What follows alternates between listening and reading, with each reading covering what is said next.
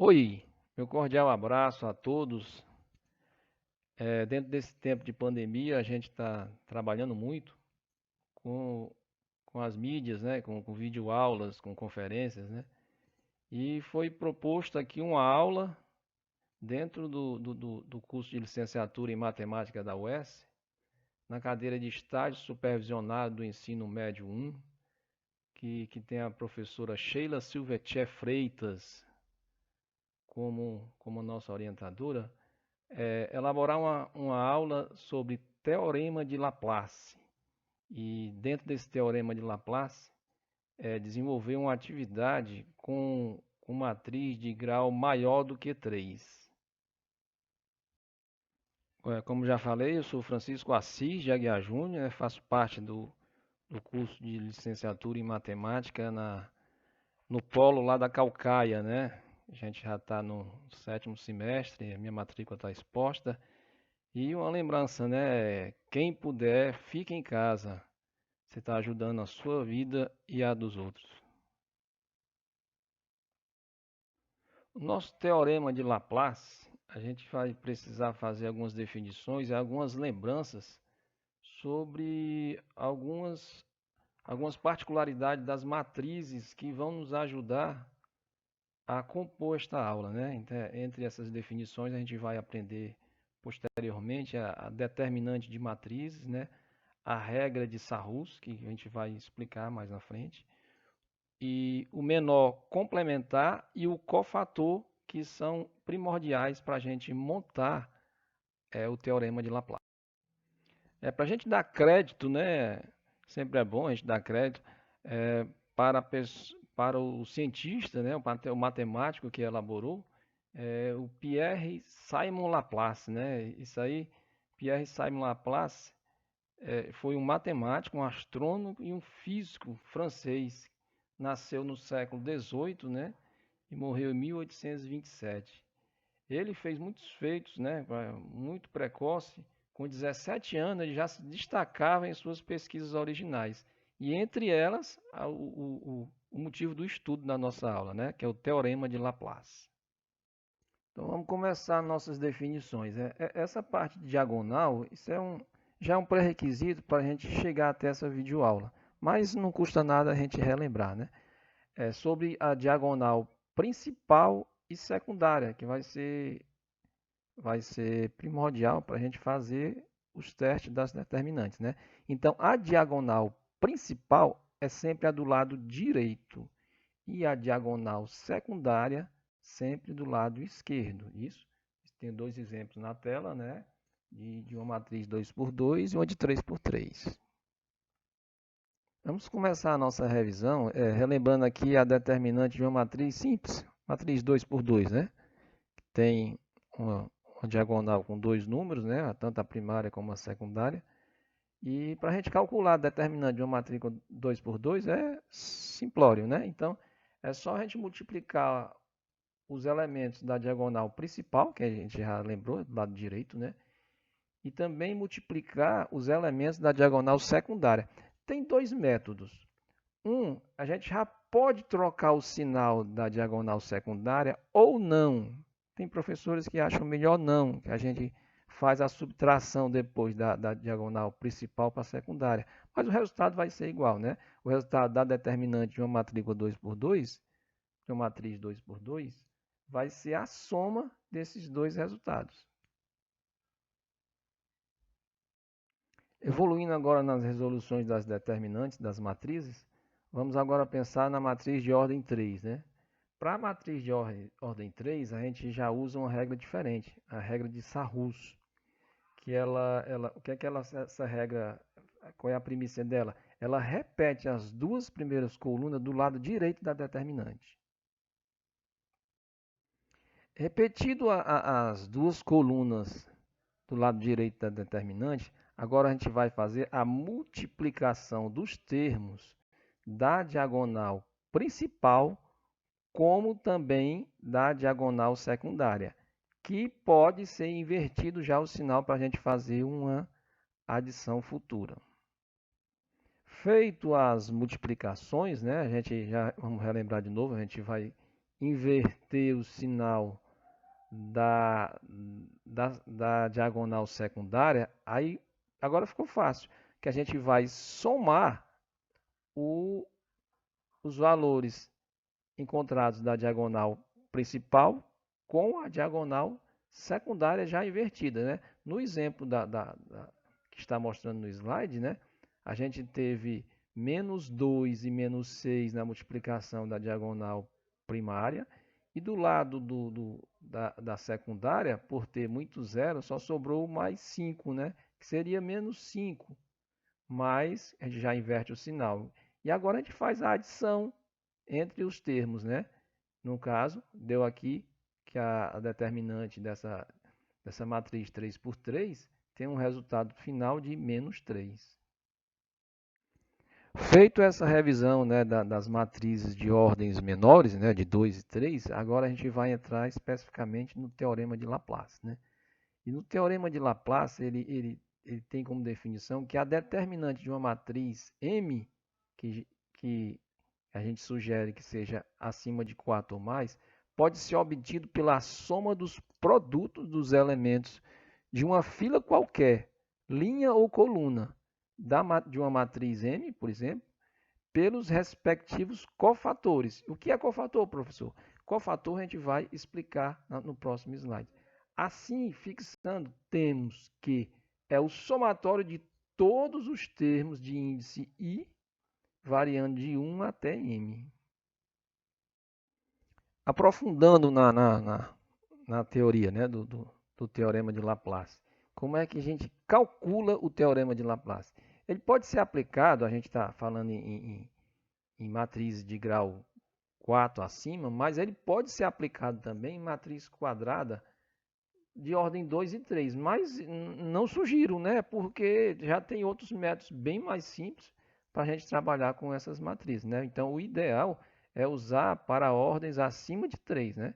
Então, para calcular o determinante pelo teorema, a gente vai fazer o quê? A gente vai selecionar uma fila, linha ou coluna, tanto faz, dando preferência a quem? A fila que contenha a maior quantidade de elementos igual a zero.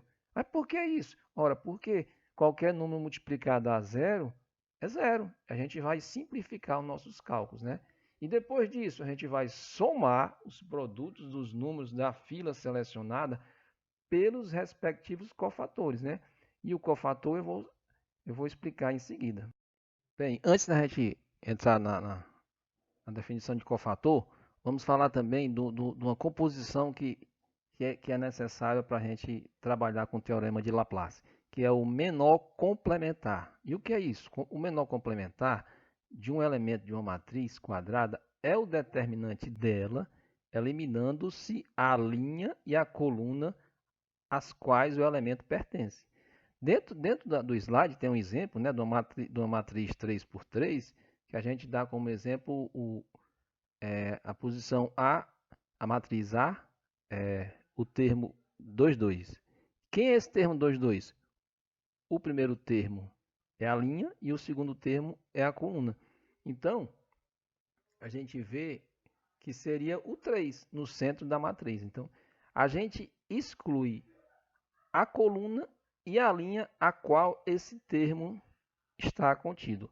E a gente calcula o determinante do restante da matriz, que no caso era 3 por 3 e ficou uma 2 por 2, né? Que a gente vai fazer rapidez aí. A determinante dessa matriz vai ser 1 vezes 2, 2, menos 0 vezes 6, 0. Não, o resultado dessa determinante é 2. Chegando a outro termo que compõe o teorema, vamos falar agora do cofator. Cofator de uma matriz de ordem n maior ou igual a 2 é definido como?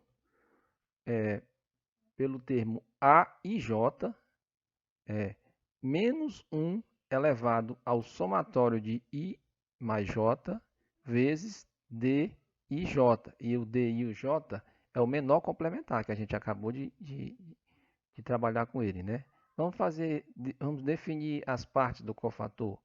O A e J é o cofator de um elemento A na posição IJ, o I é a linha onde se encontra esse elemento, o J a coluna onde se encontra esse elemento, e o DIJ é justamente o menor complementar, que é o determinante da matriz resultante da eliminação da linha I e J, né? Como a gente viu no slide anterior. Agora vamos praticar. Acredito que, né, sempre no desenvolvimento dos exercícios, a gente vai fundamentando a teoria. Agora vamos aplicar o teorema de Laplace que a gente está aprendendo, né? A gente vai calcular o determinante dessa matriz D de ordem 4 por 4. Veremos como. Dentro da matriz D, qual é a nossa sugestão agora? É procurar uma linha ou coluna que tenha maior quantidade de zeros. No nosso exemplo agora, a gente tem zero em linhas distintas, né? Apenas dois zeros, né? Na linha 1 ou na linha 4, na coluna 1 ou na coluna 4, né? Neste exemplo, a gente vai selecionar a linha 1. Desenvolvendo o exercício, né? Vamos relembrar que o determinante será encontrado fazendo o somatório de cada elemento da linha selecionada, que a gente selecionou a primeira linha, né? E vai multiplicar pelo seu cofator correspondente. A partir daqui, como o zero multiplicado por qualquer número é zero, o cálculo fica mais simples. Nesse caso, né, dos termos aqui, o A 1/4 vezes o A 1/4. Não precisa ser calculado. Por quê? Porque contém o zero, né? Então, se qualquer número multiplicado por zero é zero, então já eliminamos essa conta. Desenvolvendo aqui a resolução da questão, a gente vai agora encontrar os três cofatores. Por que só três? Porque a gente eliminou já o zero da primeira linha, a gente não vai nem perder tempo em calcular o determinante dele, né? E a gente pode observar também na particularidade que a forma do cofator é o menos 1 elevado a uma soma, né? De I mais J, da linha mais a posição da coluna, né? Se essa soma for par, essa multiplicação vai ficar positiva, né? E se essa soma for ímpar, ele vai continuar negativo. E a gente vai agora trabalhar, antes era determinante de ordem 4, né? Agora a gente vai trabalhar com ordem 3.